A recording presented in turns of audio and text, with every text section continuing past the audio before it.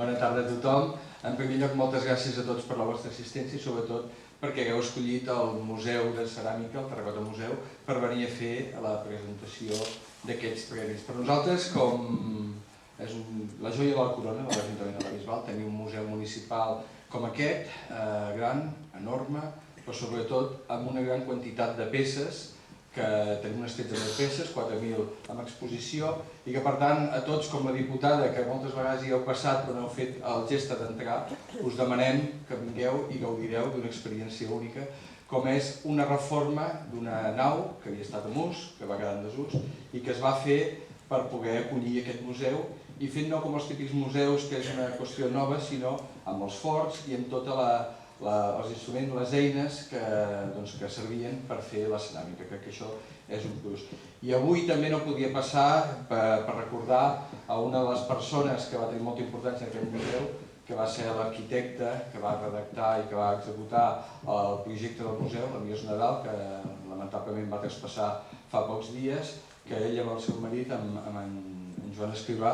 van ser els impulsors d'aquesta recuperació que, com heu vist, si heu passejat i si no us animo a fer-ho posteriorment, té una doble vessant. Una primera interior que és molt minimalista, molt funcional, és a dir, intentar el màxim possible que es veiés com era una fàbrica antiga, i una de fora que veieu que, quan heu vist, que ha integrat la ceràmica, que és el punt que ens uneix a tota la ciutat de la Bisbal, ha integrat la ceràmica en el si de la construcció. També m'agradaria molt agrair que hagueu escollit el museu, perquè a més el premi que avui fem l'entrega porta el nom d'un altre bisbalenc, Toni Cobos. Tenim aquí la família, a la que li donem la benvinguda. Com em deia la Maite, la germana últimament està més temps aquí que el trampolí, per tant ella se'l coneix bé. I com deia, nosaltres crec que tenim una simbiosi amb el vostre grup de recuperació, perquè precisament el museu, el Tarragona Museu, no vol ser només un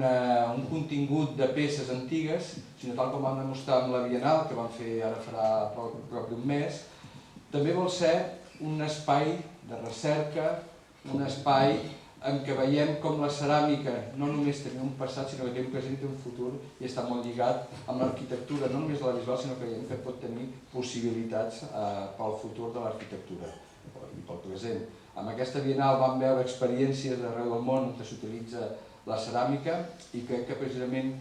nosaltres també vam participar com a col·lectiu, i crec que precisament aquest és un dels temes que ens uneix i que jo crec que hem de continuar treballant conjuntament amb aquesta direcció, en recuperar el nostre passat, però no només per tenir-lo com a pervivència o com a record, sinó també per veure que ens pot servir en el nostre present i en el nostre futur. Res més, benvinguts tots, que gaudim molt de l'acte, i com he dit, us recomano que quan pugueu feu una visita al museu, que val la pena. Moltes gràcies.